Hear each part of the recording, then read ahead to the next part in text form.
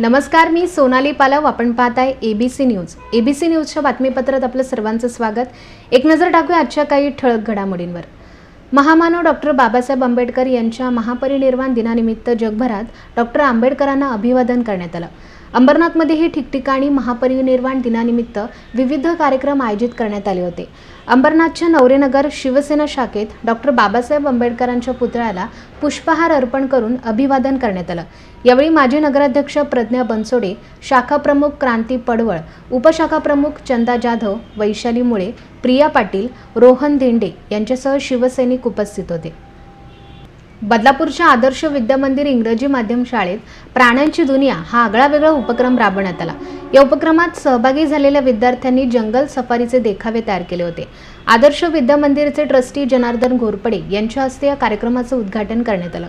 यावेळी विद्यार्थ्यांनी बनवलेल्या वेगवेगळ्या जंगल सफारीच्या कलाकृती पाहण्यासाठी पालकांनी गर्दी केली होती. तसंच स्पर्धेत सहभागी विद्यार्थ्यांनी प्राण्यांची वेशभूषा परिधान करून नृत्य सादर केलं. या उपक्रमात जंगली आणि पाळीव प्राण्यांची माहिती उपस्थित विद्यार्थी आणि पालकांना सांगण्यात आली. यावेळी शाळेच्या मुख्याध्यापिका विजेता वैद्य यांच्यासह शाळेतील शिक्षक, शिक्षिका, शिक्षकेतर कर्मचारी, पालक आणि विद्यार्थी मोठ्या संख्येने उपस्थित होते. अंबरनाथमधील नृत्यांगना सुविधा लेंडे आणि माधुरी येलवे यांनी थायलंड इथं पार पडलेल्या आंतरराष्ट्रीय निमशास्त्रीय नृत्य स्पर्धेत कांस्य पदकाची कमाई केली. या स्पर्धेत जगभरातून 400 स्पर्धकांनी विविध नृत्य प्रकारात सहभाग घेतला होता. या स्पर्धेतील निमशास्त्रीय प्रकारात सुविधा आणि माधुरी यांना तिसरा क्रमांक मिळवत कांस्य पदकाची त्यांनी कमाई केली.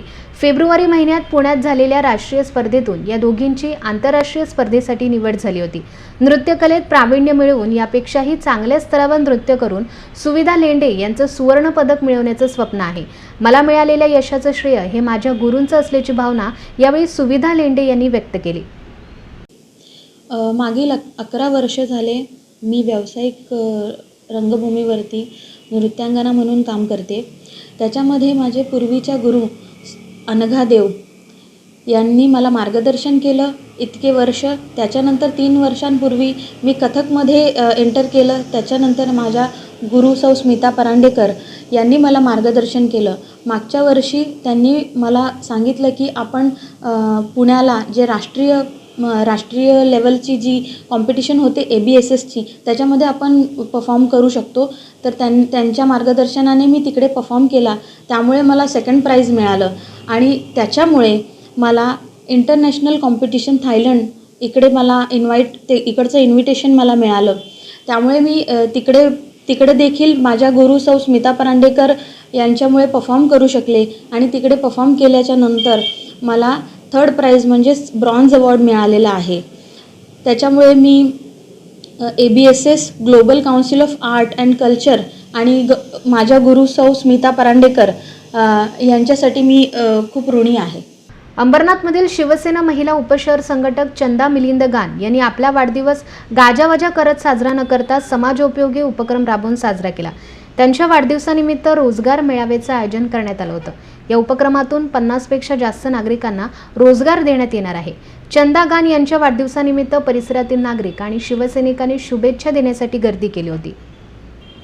अंबरनाथच्या शिवसेना उपशहर संघटक चंदा गान यांच्या वाढदिवसानिमित्त नवरेनगर परिसरात रोजगार मेळाव्याचं आयोजन करण्यात आलं होतं. कल्याणी महिला बहुउद्देशीय सेवाभावी संस्थेच्या माध्यमातून परिसरातील नागरिकांना रोजगार देण्याचा प्रयत्न गान यांनी केला आहे. कल्याणी TVS किंग भरारी रिक्षा प्रकल्प रोजगार योजनेची माहिती यावेळी उपस्थित नागरिकांना देण्यात आली. संस्थेच्या माध्यमातून महिलांना 21 दिवस आणि पुरुषांना 7 दिवस मोफत रिक्षा प्रशिक्षण देण्यात येणार आहे. यासोबतच आर्थिक सहाय्य, बॅच, लायसन्स, इन्शुरन्स, परमिट यांसारख्या सुविधा देण्यात येणार आहेत. याबाबत कल्याणी बहुउद्देशीय सेवाभावी संस्थेच्या संस्थापक अध्यक्षा डॉक्टर सुनीता मोडक यांनी उपस्थित महिला आणि पुरुषांना मार्गदर्शन केलं. तसेच चंदा गान यांच्या वाढदिवसानिमित्त बचत गटाच्या माध्यमातून शिवण्यात आलेल्या कापडी पिशव्यांचं वाटप करण्यात आलं. यावेळी माजी नगराध्यक्ष मनीषा वाळेकर यांनी चंदा गान यांना औक्षण करून वाढदिवसाच्या शुभेच्छा दिल्या. शिवसेना प्रमुख बाळासाहेबांनी दिलेल्या शिकवणीप्रमाणेच समाजकार्य करत असल्याची माहिती यावेळी शहर संघटक चंदा गान यांनी दिली. त्यांना वाढदिवसाच्या शुभेच्छा देण्यासाठी परिसरातील नागरिक आणि शिवसैनिकांनी मोठी गर्दी केली होती. वाढदिवसानिमित्त परिसरातील 50 पेक्षा जास्त नागरिकांना रोजगार मिळवून देण्याचा प्रयत्न असल्याची माहिती चंदा गान यांनी दिली. चंदाताई गान यांच्या मार्गदर्शनाखाली आपण ह्या इथल्या महिलांना स्वयंरोजगार मिळण्यासाठी देणार आहोत. तर आजचा हा आगळा वेगळा वाढदिवस या ठिकाणी महिला एक सक्षमीकरण, महिलांनाच त्यांच्या स्वतःच्या पायावर उभं राहण्यासाठी आम्ही नेहमीच प्रयत्न करत असतो. आणि चंदाताई देखील एक सामाजिक कार्यकर्ते आहेत, शिवसेनेच्या पदाधिकारी आहेत. तर या अनुषंगाने आजचा हा वाढदिवस त्यांच्या आणि त्या वाढदिवसाच्या निमित्तानं या ठिकाणी या रिक्षांचं वाटप, आज एक सॅम्पल रिक्षा देखील या ठिकाणी त्यांनी आणलेली आहे त्या मॅडमनी, आणि त्यांनी इथल्या महिलांना मार्गदर्शन केलं. येत्या काही दिवसातच ह्या रिक्षांचं वाटप या इथल्या महिलांना होणार आहे. आज हा खरोखर ह्या वाढदिवसाचं एक वेगळं औचित्य आहे आणि त्या निमित्तानं इथल्या महिलांना रोजगार मिळणार आहे. माझ्या मनात एक खूप दिवसाची कल्पना होती की वाढदिवस सगळेच साजरे करतात, पार्ट्या देतात आणि बरेचसे काही वेगवेगळे प्रकार. पण असं माझ्या डोक्यात नेहमी असतं की मी काहीतरी समाजाला आगळं वेगळं प्रत्येक वेळेस द्यायची माझी इच्छा असते आणि ती मी साकारण्याचा या वाढदिवसाला प्रयत्न केला आणि खऱ्या अर्थाने त्याला आज स्वरूप मिळालेलं आहे. कल्याणी बहुउद्देशीय संस्थेमार्फत आज मी रोजगार मेळावा लावला आणि आमच्या शिवसेना पक्षातर्फे आज माझी नगराध्यक्ष मनीषाताई वाळेकर पण इथे आज उपस्थित आहे. त्यांच्या मार्गदर्शनाखाली आणि आमचे शहर प्रमुख अरविंदजी वाळेकर यांच्या नेतृत्वाखाली, त्यांच्या नेतृत्वात आम्ही काम करताना हेच शिकलेलं आहो की 80% समाजकारण आणि 20% राजकारण. त्या अनुषंगाला धरून मी सगळं माझ्या एक कल्पनेत उतरवत असते नेहमी, कारण अण्णांकडून खूप काही शिकण्यासारखं आहे आणि मी ते शिकते आहे. तर मला पण अशी कल्पना सुचली की मी या वाढदिवसाला की काहीतरी रोजगार लोकांना दिला पाहिजे. सुशिक्षित बेरोजगार बचत गटातील महिलांनी आज पिशव्या तयार केलेल्या आहे, तर त्या आपण संयुक्त शिवसेनेच्या माध्यमाने आणि संस्थेच्या माध्यमाने आपण सगळ्या लोकांपर्यंत कसं पोहोचू, तर तो मी एक छोटासा प्रयोग माझ्या वाढदिवसानिमित्त आज केलेला आहे आणि तो मी घरोघरी खरंच 100% तो पोहोचला आहे आणि पुढे पण पोहोचेल अशी मी आशा आज समाजाकडून बाळगते. स्वरूप असं आहे की सुशिक्षित बेरोजगार त्यांना म्हणजे पैसेच नाही आहे बिझनेससाठी, अशा लोकांसाठी कल्याणी महिला बहुउद्देशीय सेवाभावी संस्था गेले 1 वर्ष काम करते आहे आणि यामध्ये आपण कमीत कमी 15 वर्षाचा रोजगार देऊ केलेला आहे.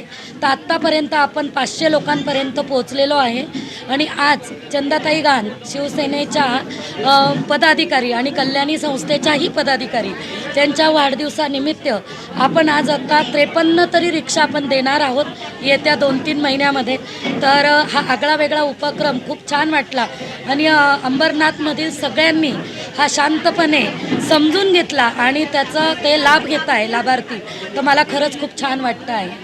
अंबरनाथ आणि बदलापूर शहरातील अनधिकृत नळ जोडणी केलेल्या नागरिकांची नळ जोडणी खंडित करण्यात येणार आहे. महाराष्ट्र जीवन प्राधिकरण प्रशासनानं ही मोहीम हाती घेतली आहे. मागील वर्षी प्राधिकरणाच्या माध्यमातून अभय योजना थकबाकीदारांसाठी सुरू करण्यात आली होती. या योजनेत अनेक ग्राहकांनी थकबाकी भरली होती, मात्र अनेक ग्राहकांनी अजूनही थकबाकी भरली नाही. तसंच शहरात अनेक ठिकाणी नागरिकांनी अनधिकृत नळ जोडणी केली आहे. त्यामुळे आता महाराष्ट्र जीवन प्राधिकरण प्रशासनानं नळ जोडणी खंडित करण्यासाठी मोहीम हाती घेतली आहे. यासाठी अंबरनाथ बदलापूर शहरात एकूण 4 पथक नेमण्यात आले आहेत.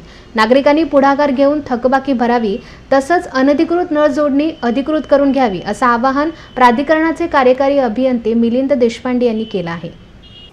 आता सध्या अंबरनाथ आणि बदलापूर शहराला आपण जो पाणी पुरवठा करतो त्यातून आपण दर महिन्याला बिल देऊन त्याप्रमाणे आपण वसुली करत असतो. पण काही ग्राहकांनी त्यामध्ये वसुली, काही ग्राहक वेळेवर करतात, काही ग्राहक वेळेवर वसुली करत देत नाहीत आणि मग त्यामुळे त्यांना दंड लागतो किंवा दंडनीय व्याज त्यात ॲड होतं आणि मग त्यांची वसुली वाढत जाते आणि मग ती वसुली वाढत गेल्यानंतर मग त्यांना ते भरणंही अवघड जातं. तर सर्व ग्राहकांनी आपापली जी वसुली आहे ती वेळेत भरण्यासाठी आम्ही आवाहन केलेलं होतं. यापूर्वी शासनानेही अभय योजना मागच्या वर्षी डिक्लेअर केलेली होती. त्यामध्ये बऱ्याच ग्राहकांनी सहभागही घेतला आणि आपलं व्याज माफ करून घेऊन मुद्दल भरलं आणि त्याची चांगली वसुलीही आपली अंबरनाथ बदलापूरची झाली. त्याच योजनेला यावर्षी पण आपण 1 ऑक्टोबर ते 31 ऑक्टोबरमध्ये पुढं शासनाने त्याला मुदतवाढ दिलेली होती. त्यावेळीही आपल्या अंबरनाथ बदलापूरचा काही ग्राहकांनी त्यात सहभाग नोंदवला आणि मागच्या वर्षी काही ग्राहकांनी जे पार्ट पेमेंट केलेलं होतं त्याचंही पेमेंट करून त्याच्यामध्येही लोकांनी बऱ्याच प्रमाणात आपलं व्याज माफ करून घेऊन मुद्दल जमा केलं आणि त्या योजनेचा लाभ घेतला.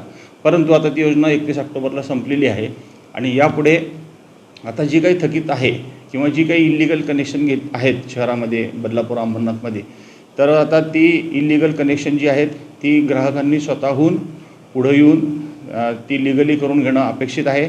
आणि त्याच्यावरचं जे काही आतापर्यंतचं बिल असेल ते प्रूफ जे आपण स्वतः त्यांनी पुढं येऊन प्रोॲक्टिवली त्याच्यात सहभाग घेऊन ते भरणं आवश्यक आहे, असं आम्ही आव्हान आता केलेलं आहे बदलापूर आणि अंबरनाथमध्ये. आणि आम्हाला मार्च अखेर आम्हाला जे वसुलीचं टार्गेट आहे ते आम्ही अचीव करण्याचा पुरेपूर प्रयत्न करणार आहे. त्यासाठी आम्ही आता धाडपथकं अंबरनाथ आणि बदलापूरमध्ये नेमलेली आहेत.